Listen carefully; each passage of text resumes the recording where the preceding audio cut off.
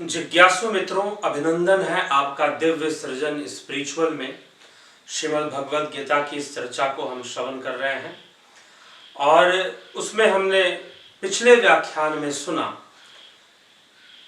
चौथा अध्याय ज्ञान कर्म संन्यास योग नामक अध्याय, उसके प्रथम 10 श्लोकों पर हमने चर्चा की, जिसमें कि भगवान श्री कृष्ण अपने दिव्य कर्म और जन्म के विषय में बता रहे हैं। जब जब धर्म की हानि होती है तब तब वह अपना सृजन करते हैं, धर्म की स्थापना के लिए स्थूल सृष्टि में वो आते हैं और अपना सृजन करते हैं। तो आइए अगले श्लोक की ओर, आगे की ओर हम बढ़ते हैं और 11वें श्लोक से आज हम श्रवण करते हैं कि श्री कृष्ण कर्म की चर्चा करते हैं। कर्म क्या है, अकर्म क्या है और विकर्म क्या है, तो क्या कहते हैं, उसी की चर्चा में हम आगे बढ़ते हैं। तो 11वें श्लोक में भगवान कहते हैं, ये अथा माम प्रपदन्ते तांस्तथैव भजाम्यहम् मम वर्तमानुवर्तन्ते मनुष्याः पार्थ सर्वशः। अर्थात हे अर्जुन, जो भक्त मुझे जिस प्रकार भजते हैं मैं भी उनको उसी प्रकार भजता हूं, क्योंकि सभी मनुष्य सब प्रकार से मेरे ही मार्ग का अनुसरण करते हैं।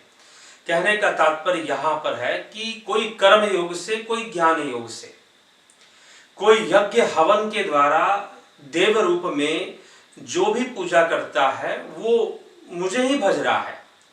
कोई फल की प्राप्ति से, कोई मोक्ष की कामना से, मोक्ष की इच्छा से मुमुक्षु होकर कोई कर्मों के फल के रूप में प्राप्त करना चाहता है तो वो वैसे कर्म करता है।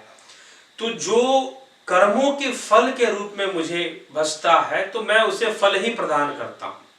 यज्ञ आदि कर्म, यहां पर जब बात की जाती है तो यज्ञ आदि कर्म हो गए। लेकिन जो ज्ञानी मुमुक्षु, जो तत्वज्ञानी, जो सन्यासी हैं, जो मुमुक्षु हैं, जो संसार के फलों की कामना नहीं करते हैं, जो मोक्ष की कामना करते हैं, जिनके मन में मोक्ष की कामना बसी हुई है और वो मोक्ष की कामना अर्थात संसार की सारी कामनाएं खत्म, वो ऐसा अभ्यास करते हैं, तो वो ऐसा भजन करते हैं तो मैं उनको वैसा ही भजता हूं। और भजन शब्द का अर्थ भी क्या है, भजना, भजना मतलब क्या है, भजने का क्या तात्पर्य, यहाँ पर भजाम्यहम् क्यों कहा जा रहा है। भज धातु संस्कृत भाषा जिसका अर्थ है एक होना, जुड़ना, और भजन का विलोम हो जाएगा विभाजन, अर्थात बांट देना, अलग अलग कर देना। तो जो फल प्राप्ति के लिए, कर्म फल प्राप्ति के लिए भजते हैं उनको मैं फल प्रदान करता हूं, और जो तत्व ज्ञानी हैं, सन्यासी हैं, वह मोक्ष हेतु मेरा भजन करते हैं तो मैं उनको मोक्ष प्रदान करता हूं, मुक्ति प्रदान करता हूं। कुछ इस तरह का मर्म यहाँ पर निकलता है। तो जो जिस मार्ग से अनुसरण करता है उसको वैसी प्राप्ति होती है। फिर कहते हैं 12वें श्लोक में, कांक्षन्तः कर्मणाम सिद्धिम यजन्त इह देवता क्षिप्रम ही मानुषे लोके सिद्धिर्भवति कर्मजा। अर्थात इस मनुष्य लोक में कर्मों के फल को चाहने वाले लोग देवताओं का पूजन किया करते हैं, क्योंकि उनको कर्मों से उत्पन्न होने वाली सिद्धि शीघ्र मिल जाती है। अब जो मनुष्य में कर्मों का फल को चाहते हैं, जो कर्म फल के प्रति लिप्सा रखते हैं, आसक्ति रखते हैं, वो देवताओं का यजन करते हैं और उन्हें उनके प्रति जो सिद्धि मिलनी चाहिए वो सिद्धि उन्हें प्राप्त हो जाती है। उसको देने वाला भी मैं ही हूं। श्री कृष्ण के कहने का तात्पर्य है कि वह भी प्रदान करने वाला मैं ही हूं, कर्म। अब यहाँ पर जो जिस प्रकार से कर्मों के फल को चाहने वाले लोग देवता को पूजन, अब यहाँ पर देखिए कुछ बातें मिक्स हो जाती हैं, आगे अगला जो श्लोक आएगा उसमें और स्पष्ट होता जाए, क्योंकि भगवान कर्म फल क्यों देने लगे। ये तो कर्म फल देने वाली प्रकृति स्वयं है, तो क्यों देने लगे। लेकिन जब भजन होता है, क्योंकि जब कामनाएं होती हैं किसी को सिद्धि की, किसी को मुक्ति की, तो वो ईश्वर मुखी हो ही जाता है।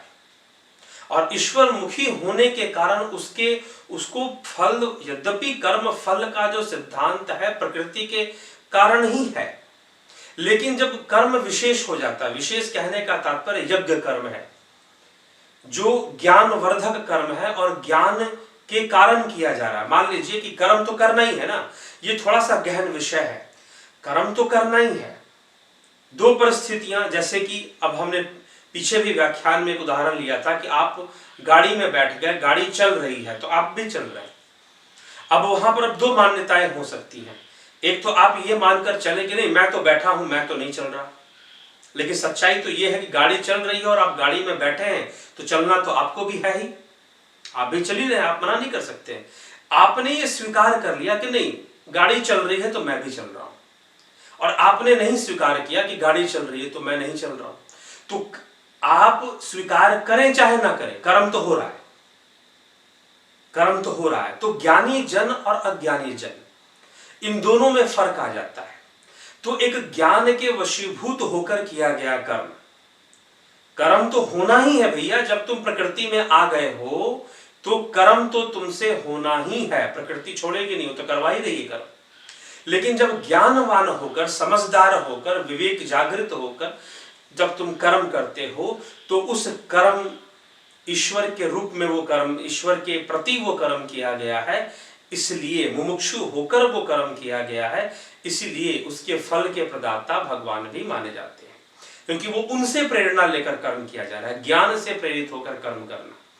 एक है कि अज्ञानता में कर्म किए जाना, और होता है ज्ञान से प्रेरित होकर संकल्प लेकर कर्म करना। ये आगे और यह विषय स्पष्ट होगा। तो 13वें श्लोक में श्री कृष्ण कहते हैं, चातुर्वर्ण्य मया सृष्टि में गुण कर्म विभागशः तस्य कर्तारमपि माम विद्या कर्तारमव्ययम। ब्राह्मण, क्षत्रिय, वैश्य और शूद्र, इन चातुर्वर्णों का जो निर्माण है मैंने समूह गुण और कर्मों के विभाग पूर्वक मेरे द्वारा रचा गया है। इस प्रकार उस सृष्टि रचना आदि कर्म का कर्ता होने पर भी मुझ अविनाशी परमेश्वर को तू वास्तव में अकर्ता ही जान। अब एक तरफ आप ये कहेंगे कि सब कुछ करने वाले भगवान हैं, कहते हैं कि नहीं कहते, कुछ लोग कह देते हैं। एक ऐसे ही कोई विद्वान ही थे, गीता का ही आधार लेकर बार बार मुझे एक बात पर उनसे चर्चा चल पड़ी। वो इस बात को प्रमाणित करने पर लगे थे कि सब कुछ करने वाले भगवान है। कुछ लोग ये कहते हैं कि नहीं कर्म हम करते हैं लेकिन फल भगवान देता है। तो अब आप सुन लीजिए ध्यान से, भगवान ना कर्म करते हैं और ना ही फल देते हैं, दोनों काम वो नहीं करते, क्योंकि कर्म करना और फल देने का जो कार्य है वो प्रकृति का है, वो ईश्वर का नहीं है। और यहां पर भी इसलिए कह रहे हैं कि मैं अकर्ता हूं, मुझे अकर्ता जान, मैं करता नहीं, आई एम नॉट डूअर। और हम कहते हैं कि करे करावे आपे आप। कुछ लोग इस तरह की, चलो कहीं पर लिखा होगा, किसी संत की वाणी में लिखा होगा, करे करावे आपे आप, सब कुछ करने वाला वो है। जबकि यहां पर श्रीमद् भगवद गीता में प्रमाणित हो रहा है कि भगवान ये कह रहे हैं मैं अकर्ता हूं, मैं करता नहीं हूं, आई एम नॉट डूअर, मैं करने वाला नहीं हूं। ब्राह्मण, इन सबको गुण कर्म विभाग पूर्वक मेरे द्वारा रचे गए हैं, अर्थात ज्ञान के द्वारा, वेदों के द्वारा रचे गए हैं। इसलिए ज्ञान के प्रति जब बात आती है तो कृष्ण कह रहे हैं कि मेरे द्वारा, लेकिन जब अज्ञान के प्रति जब बात आती है तो उनके द्वारा नहीं, वो तो प्रकृति के द्वारा स्वाभाविक रूप से कर्म हो रहा है।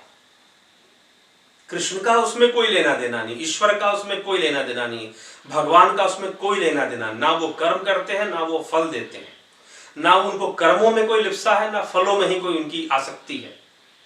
ठीक, तो वो कर्म करवाने वाले नहीं है, ये ध्यान रखिए, इस तथ्य को समझ जाइए। और विभाग पूर्वक रचना, ये गुणों, प्रकृति के गुणों के हिसाब से ही इन चार वर्णों को कहा गया है। इन चार वर्णों को, जिसके अंदर सतोगुण विशेष है वो ब्राह्मण हो गया, ब्राह्मण वर्ण का हो गया। ऐसा नहीं कि जो ब्राह्मण में जन्म ले लिया, जिसके अंदर हो सकता है कोई ब्राह्मण कुल में जन्म लेकर भी तमोगुणी हो, तो फिर वो ब्राह्मण की संज्ञा से कैसे उसे दिया जा सकता है। इसलिए सतोगुणी प्रधान व्यक्ति ब्राह्मण हो गया, जिसके अंदर सतोगुणी गौण हो गया और रजोगुण प्रधान हो गया वो क्षत्रिय हो गया, जिसके अंदर तमोगुण गौण हो और रजोगुण प्रधान हो वो वैश्य हो गया। मतलब कि थोड़ी मात्रा में तमोगुण, ज्यादा मात्रा में रजोगुण वह वैश्य, थोड़ी मात्रा में सतोगुण, ज्यादा मात्रा में रजोगुण वह क्षत्रिय, और जिसके अंदर रजोगुण गौण मात्रा में, थोड़े मात्रा में रजोगुण और मुख्य रूप से तमोगुण आ जाए वह व्यक्ति शूद्र हो जाता है अपने गुणों के कारण। तो इस तरह की चर्चा या इस तरह की बात कहने की यहाँ पर प्रमाण यहाँ मिलता है। तो गुणों के आधार पर, गुण कर्म के आधार पर यह विभाग, चतुर्वर्ण का विभाग किया गया है। न माम कर्माणि लिम्पन्ति न मे कर्म फले स्पृहा इति माम यो अभिजानाति कर्मभिर्न सबध्यते। कर्मों के फल में मेरी स्पृहा नहीं है, इसलिए मुझे कर्म लिप्त नहीं करते। इस प्रकार जो मुझे तत्व से जान लेते हैं वह भी कर्मों से नहीं बंधता। ये बहुत बड़ी बात है। जब भी आप गीता पढ़ते हैं ना, आंख पर पट्टी बांधकर बड़े बड़े बातें कर लेने से गीता नहीं समझ में आ जाएगी। श्री कृष्ण कह रहे हैं कि कर्मों के फल में मेरी स्पृहा नहीं है। कर्मों का फल क्या होगा मुझे मतलब नहीं है। आई डू नॉट केयर, मुझे कोई आसक्ति उसमें नहीं है, इसलिए मुझे कर्म लिप्त नहीं करते, इसलिए मुझे कर्मों में भी लिप्त नहीं होना पड़ता। क्यों? क्योंकि उनके अंदर कर्ता भाव है ही नहीं। कर्ता भाव उसी व्यक्ति के अंदर है जो अहंकारी है, जिसके ऊपर अविद्या का आवरण है और जो अहंकार के वशीभूत हो गया है। मात्र वही व्यक्ति कर्तापन के भाव से ग्रस्त होता है, और श्री कृष्ण कर्तापन के भाव से ग्रस्त नहीं है, क्योंकि उनका अहंकार भी है ही नहीं। इस कारण से वो ना कर्मों में लिप्सा रखते हैं, ना कर्म फल में लिप्सा रखते हैं। इस प्रकार जो मुझे तत्व से जान लेता है, तत्व भाव क्या है? तत्व भाव कर्ता भाव नहीं है, तत्व तो दृष्टा है, वह पुरुष ही दृष्टा है। सांख्य का 25वां तत्व पुरुष तत्व, 24 तत्व प्रकृति के हैं और 25वां पुरुष। तो वो जो पुरुष है वही दृष्टा है, वहां पर कर्ता भाव नहीं है। वहां पर क्या भाव आ जाएगा? कृष्ण का भाव कौन सा है? कृष्ण का भाव दृष्टा भाव है, ना कि कर्ता भाव है। इसलिए वो ना कर्मों को करते हैं, ना कर्म करवाते हैं। और ऐसा जान कर भी फिर भी क्योंकि प्रकृति में आ गए हैं तो कर्म परायण रहते हैं। क्योंकि अगर आप कर्म परायण नहीं रहेंगे तो भी कर्मों से आप मुक्त तो नहीं हो जाएंगे। कर्म बंधन तो है ही, कर्म तो प्रकृति करवाएगी। तो इसलिए इस बात को समझकर हे अर्जुन तू भी कर्म कर। आज से पीछे जो तत्व ज्ञानी हुए उन्होंने भी कर्म किया, जबकि वो जानते थे कि ये कर्म फल सब प्रकृति का खेल है, प्रकृति की ही माया है और इसमें हमें नहीं फंसना है। फिर भी वो प्रकृति में रहते थे और कर्म भी करते थे। इसलिए भी तू भी अपना कर्म कर। एवं ज्ञात्वा कृतं कर्म पूर्वैरपि मुमुक्षुभिः कुरु कर्मैव तस्मात् त्वं पूर्वै पूर्वतरं कृतं। अर्थात पूर्व काल में मुमुक्षुओं ने भी इसी प्रकार जानकर, देखिए कह रहे हैं, इसी प्रकार जानकर कर्म किए हैं। इसलिए तू भी पूर्वजों द्वारा सदा से किया जाने वाले कर्म को तू भी कर। वो ज्ञानी पुरुष सब जानते थे, वो राज ऋषि थे, सब जानते थे, लेकिन फिर भी कर्म में परायण। क्योंकि जब तुम्हारे सामने कर्म आ गया है, प्रकृति सामने खड़ी है, तो तुझे वेद युक्त कर्म करने चाहिए, शास्त्र युक्त कर्मों को करना ही चाहिए, ताकि उन लोगों के लिए फिर से एक उदाहरण प्रस्तुत किया जा सके जो अभी तक तत्व ज्ञानी नहीं है, वो कर्म बंधन में है। तो उनके लिए बहुत जरूरी है यह जानना और समझना कि कर्म कैसे करना चाहिए, वेद युक्त शास्त्र युक्त कर्मों को किस प्रकार से करना चाहिए। इसलिए अर्जुन तू कर्म परायण हो जा, यह समझते और यह जानते हुए। कृष्ण अर्जुन को फिर से कह रहे हैं, किम कर्मेति कव्यो अप्यत्र मोहिता तते कर्म परोक्ष्यामि यच ज्ञात्वा मोक्षसे अशुभात्। हे अर्जुन, कर्म क्या है और अकर्म क्या है, इस प्रकार इसका निर्णय करने में बुद्धिमान पुरुष भी मोहित हो जाते हैं। इसलिए वह कर्म तत्व मैं तुझे भली भांति समझाकर कहूंगा, जिसे जानकर तू अशुभ से अर्थात कर्म बंधन से मुक्त हो जाएगा। मैं तुझे वो बात, कर्मों का वो रहस्य खोलूंगा, जिससे कि तू इस भावना से कि कर्म है या अकर्म है, मैं करूंगा मैं नहीं करूंगा, इस भावना से मुक्त हो जाएगा। क्या कहते हैं? कर्मणो है अपि बोधव्यम च विकर्मणः अकर्मणस्य बोधव्यम गहना कर्मणो गतिः। अर्थात कर्म का स्वरूप भी जानना चाहिए, अकर्म का स्वरूप भी जानना चाहिए तथा विकर्म का स्वरूप भी जानना चाहिए, क्योंकि कर्म की गति गहन है। कर्म का स्वरूप अर्थात हम कुछ, अब देखिए कर्म और अकर्म ये किसके संदर्भ में है? यह संदर्भ है कुछ करने और कुछ ना करने का। अर्थात एक आदमी शरीर से, देह से, मन से, बुद्धि से कुछ करता है तो वो ये समझता है कि वो कर्म कर रहा है, और जब वो अपना देह मन बुद्धि का प्रयोग नहीं करता है तो उसे लगता है कि यह मतलब इनका प्रयोग नहीं हो रहा, मतलब कोई कर्म नहीं हो रहा। जबकि ऐसा नहीं है, सोते हुए भी कर्म हो रहा है, खाली बैठे हुए भी कर्म हो रहा है, युद्ध करना भी कर्म है, और युद्ध को जब तू त्याग रहा है तो भी कर्म बंधन है, क्योंकि तुझे फल की कामना है। तो कर्म बंधन तो रहेगा जब फल की कामना है। तो यही, और आगे इसी को स्पष्ट करते हुए कहा जा रहा है 18वें सूत्र के अंदर, कर्मण्य कर्म यह पश्येद कर्मणि च कर्म यह ईसा बुद्धिमान मनुष्येषु स युक्ता कृतश्न कर्म कृत। जो मनुष्य कर्म में अकर्म देखता है और जो अकर्म में कर्म देखता है वह मनुष्यों में बुद्धिमान और वह योगी समस्त कर्मों को करने वाला है। अब इसको समझ लेना है। पहले तो उन्होंने कहा कि कर्म को भी जानना चाहिए, अकर्म को भी जानना चाहिए, विकर्म को भी। विकर्म क्या है? वह कर्म जो शास्त्र। अब ये तीन जो चीजें बातें पहले श्लोक में कही गई, ये 17वां और 18वां श्लोक, ये संपूर्ण कर्म रहस्य को प्रकट कर रहा है। ये दो श्लोक दो संदर्भ में कहा गया है। पहला संदर्भ सांसारिक है, दूसरा संदर्भ जो 18वां श्लोक है वो आध्यात्मिक संदर्भ में उसकी चर्चा की गई है। तो पहला संदर्भ हम देखते हैं 17वें में क्या कहते हैं भगवान, कर्मणो है अपि बोधव्यम बोधव्यम च विकर्मणः अकर्मणश्च बोधव्यम गहना कर्मणो गति। कि कर्म स्वरूप को भी जानना चाहिए, अकर्म को भी, विकर्म को। यहां पर विकर्म क्या है? वह कर्म जिसे शास्त्रों ने मना किया है। एक देखिए, एक तो हम प्रकृति के अंदर कर्म किए जा रहे हैं, लेकिन जिस प्रकार से मैंने पहले भी उदाहरण दिया है कि कैदी है, वो जेल के अंदर है, तो जेल के नियम के अनुसार उसे कुछ करने की स्वतंत्रता है। उसी प्रकार यह जीव जो पशु है वो पाश में बंधा हुआ है, परवश जीव, परवश है, तो उसे कर्म की, वैसे तो कर्म के बंधन में तो वो है, लेकिन उसमें भी उसे थोड़ी सी स्वतंत्रता एक सीमित क्षेत्र में उसे महसूस होती है। उसी स्वतंत्रता का ध्यान रखते हुए हमारे शास्त्र जिन कर्मों को करने के लिए कहते हैं वो कर्म है, और उनको नहीं करना अकर्म हो गया, उनको नहीं करना अकर्म हो गया, और उनके विपरीत करना विकर्म हो गया। अर्थात शास्त्रों के विपरीत, अर्थात जिसे शास्त्रों ने मना किया है, जिन कर्मों को प्रतिबंधित किया कि नहीं ये अच्छे काम नहीं है, इसे नहीं करना चाहिए, ऐसे कर्मों से बचना चाहिए, तो ये सारी बातें इस संदर्भ में कही जा रही है। कर्म, अकर्म और विकर्म का ये अर्थ है, क्योंकि अर्जुन ऐसा समझता है। अर्जुन समझता है कि मैं युद्ध करूंगा तो कर्म है, युद्ध नहीं करूंगा तो फिर मैं अकर्मण्यता को, मैं कर्म नहीं हुआ ये मान लूंगा, मैं मुझसे गलत कर्म नहीं हुआ ये मानकर वो संतुष्ट हो जाएगा।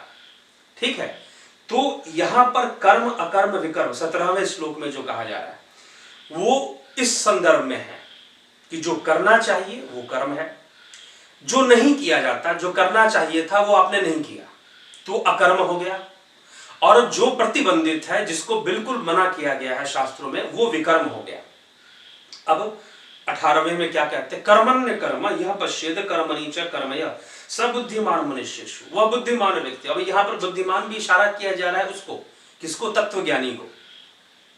जो वास्तव में बुद्धिमान है, जो ज्ञानी है, वो समझ रहा है कि कर्म करते हुए भी अकर्म है और अकर्म में भी कर्म है। अर्जुन जो समझ रहा है कि वह युद्ध नहीं करेगा, वो कर्म नहीं करेगा, वो भयंकर कर्मों में नहीं लगेगा, बच जाएगा, तो पाप से बच जाएगा, ये उसका भ्रम है। श्री कृष्ण का कहने का मतलब है कि तू अकर्म में भी कर्म है और फिर कर्म में भी अकर्म है, कर्म में भी अकर्म है। अर्थात अज्ञानी व्यक्ति सोचता है कि वो बहुत कुछ कर रहा है, वो बहुत कुछ कर रहा है, जबकि वो कुछ नहीं कर रहा। करना तो प्रकृति सब कुछ करवा रही है, प्रकृति आपको विवश करके रखी है, प्रकृति आपसे सब कुछ करवा रही है, प्रकृति आपको बाध्य करके रखी है कि आपको कर्म करना ही है। इसलिए कर्म नहीं करना यह निर्णय ठीक नहीं है। संकल्पवान बनो, शुभ संकल्पों को धारण करो और कर्म करो। इसलिए बुद्धिमान व्यक्ति इस सब चक्कर में ना पड़कर वो कर्म और अकर्म की गति को समझता है कि कहां पर अकर्मण्यता है और कहां पर, इसलिए तू कर्म नहीं करेगा, ऐसा समझना एक भूल है। अर्जुन को समझाने हेतु ये कहा जा रहा है कि जो बुद्धिमान है वह योगी समस्त कर्मों को करने वाला, वो सब कुछ करता है भाई, वो सब कुछ करता है। क्यों? क्योंकि वो ऐसा मानकर नहीं बैठ सकता कि कर्म नहीं होगा। प्रकृति का स्वभाव है कर्म, प्रकृति का गुण है कर्म, कर्म तो होगा ही होगा, कैसे बच जाओगे? ठीक। तो अकर्मता में भी कर्म को देखना और कर्म में भी अकर्म को देखने की जो दृष्टि है वो तत्वज्ञानियों के अंदर होती है, वो योगियों के अंदर होती है, वो बुद्धिमान व्यक्ति के अंदर होती है। तो व्यर्थ का कर्म जिसे तुम अकर्म समझते हो, ज्ञानी व्यक्ति उसमें भी कर्म को देख लेगा। ये बोल तो रहा है कि मैं कुछ नहीं कर रहा, लेकिन प्रकृति के वशीभूत तो ये कर्म के बंधन में बना हुआ है। और एक जो बहुत कुछ कर रहा है उसको अहंकार है, कर्तापन का भाव है उसके अंदर कि मैं बहुत कुछ कर रहा हूं, लेकिन सच्चाई है कि तू क्या कर रहा है? तो प्रकृति के वशीभूत सब कुछ कर रहा है। तुझसे क्या हो रहा है भाई? तो अकर्तापन का भाव, ज्ञानियों के अंदर अकर्तापन का भाव होता है, इसीलिए कर्तापन का भाव उनके अंदर नहीं होता, अकर्तापन का भाव। कृष्ण के अंदर अकर्तापन का भाव, इसलिए वो अर्जुन से कह रहा है तू मुझे अकर्ता जान। और फिर ये भी कह रहा है कि मैं ये कर रहा हूं, मैं वो कर रहा हूं, मैंने 4 वर्ण बनाए गुण कर्म के विभाग के आधार पर, मैंने 4 वर्ण बनाए, लेकिन फिर उसी श्लोक में कह रहे हैं कि तू मुझे अकर्ता जान, सब कुछ करते हुए भी मुझे अकर्ता जान। क्योंकि ये क्यों अकर्ता जान, ये कृष्ण ने क्यों कहा कि चतुर्वर्ण मया सृष्टि गुण कर्म विभागशः, मैंने गुण कर्म से, लेकिन गुण कर्म किसके हैं? प्रकृति के हैं। अगर प्रकृति के गुण कर्म नहीं होते तो ये 4 भाग भी नहीं बनते। ठीक है, इसीलिए कृष्ण इसी श्लोक में कह रहे हैं कि चतुर्वर्ण मया सृष्टि गुण कर्म विभागशः तस्य कर्तारमपि न माम कर्तारमपि माम विद्य कर्तारमव्ययम, अर्थात तू मुझे अकर्ता जान, मैं कोई कर्ता नहीं हूं। ये करने कहने के बाद भी कि मैंने बनाए हैं 4 वर्ण, लेकिन फिर भी मैं अकर्ता हूं, क्योंकि गुण कर्म यह ईश्वर का नहीं है, यह प्रकृति का है, जिसके आधार पर 4 वर्ण बने हैं। तो यह विवेक से बहुत ही गहराई से सोचने वाला विषय है। और 18वां श्लोक, अकर्मण्य कर्म यह पश्येद कर्मणि च कर्म यः स बुद्धिमान, वह योगी है, वह बुद्धिमान है जो अकर्ता भाव रखते हुए इस दृष्टि को देख लेता है कि कर्म में अकर्म कैसे है और अकर्म में कर्म कैसे है, और यह रहस्य को जानते हुए वो सारे कर्मों को करता है, संपूर्ण कर्मों को करने वाला होता है, बनता है। तो कुछ ऐसा भाव कर्म अकर्म विकर्म के विषय में श्री कृष्ण ने स्पष्ट किया है। तो कर्म अकर्म विकर्म की चर्चा संसार के संदर्भ में, और यहाँ पर कर्मण्य कर्म की चर्चा जो है एक कर्ता भाव, एक तत्व दृष्टा के रूप में यहाँ पर ये बात कही जा रही है। तो इसको हम समझें और आगे बढ़ें। अगले व्याख्यान में 19वें श्लोक से हम प्रारंभ करेंगे और आगे की व्याख्या श्रवण करेंगे। धन्यवाद।